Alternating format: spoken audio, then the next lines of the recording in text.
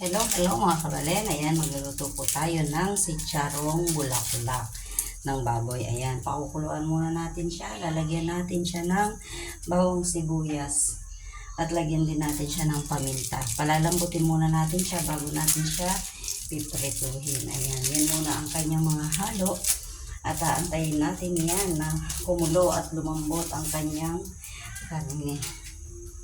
Ayan. Lalagyan natin siya ng konting pampalasa para mamaya piprito na lang. Ayan po. Magic syrup, baka naman. Ayan. Ayan po ang isang pampalasa ng ating sitsarong bulaklak. At lalagyan natin ng konting michin. Ayan. Lagyan natin ng asin. Yan ang magdadala ng kanyang lasa. At para mamaya, pag kumula na siya, lumambot na, palalamagitin natin ng konti at saka natin siya piprituhin para lalong maging crispy ang ating sitsarong bulaklak. Pakukuluan lang natin yan para lumambot. Yan. Mekos-mekos na rin natin siya mamaya pagkulo para mamadali. Yan. Wala na naman tayong maisip na lutuing ulam kung hindi yan lamang po ang ating available na pang-ulam ngayon. Kaya halina kayo, samahan nyo ako sa aking pagluluto.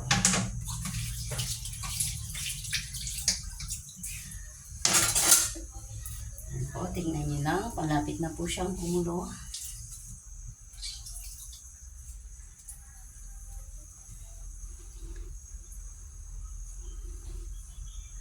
Ayan na.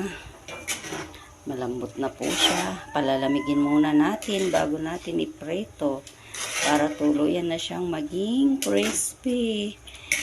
Bulaklak na. Ayan, crispy bulaklak. Ayan. So, tatanggalin muna natin siya rito. Palalamigin, sabay piprituhin natin maya-maya. Okay? See you later.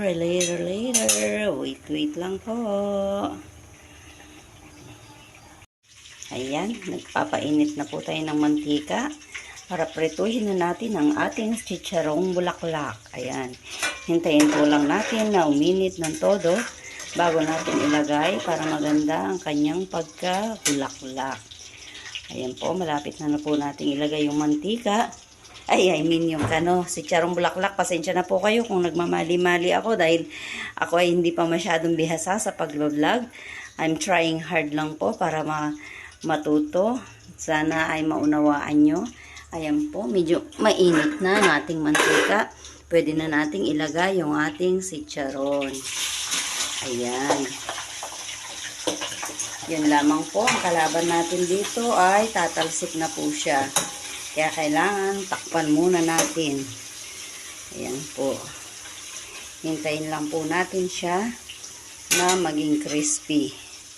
Ayan po, pinatuyo ko na siya at pinalamig. Ganyan na po ang kanyang itsura. Hintayin na lang po natin siya na maluto. Ayan, mamaya po ulit, tignan natin, i-check na lang natin pag okay na siya. Ayan, luto na po ang ating sitsarong bulaklak. Ayan na po, hanguin na natin at tayo ay kumain na. Halina po kayo at samahan nyo kami. Yan, syempre, gumawa rin po ako ng sausawan yan. Meron akong suka na may bawang at sibuyas, paminta at konting pampalasa para mas masarap. At meron din tayong pineapple juice para kontra high blood. Ayan. O siya, hanggang dito na lamang po. Maraming salamat. God bless everyone. Thank you for watching. And don't forget to subscribe for my YouTube channel. And many more stars are coming. Thank you. Bye-bye. Hello, magandang gabi. Maghapunan na po tayo. Ayan.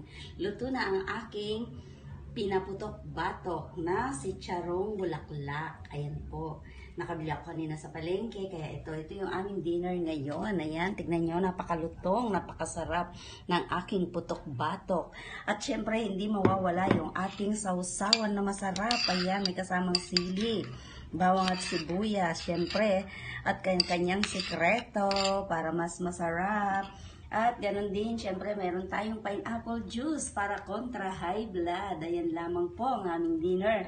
Ngayong gabi, halina kayo at samahan nyo kami na maghapunan. Ayan.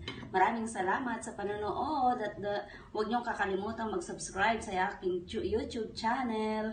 Like and share na rin po at mag-iwan kayo ng comment. Maraming salamat. Bye-bye and God bless everyone.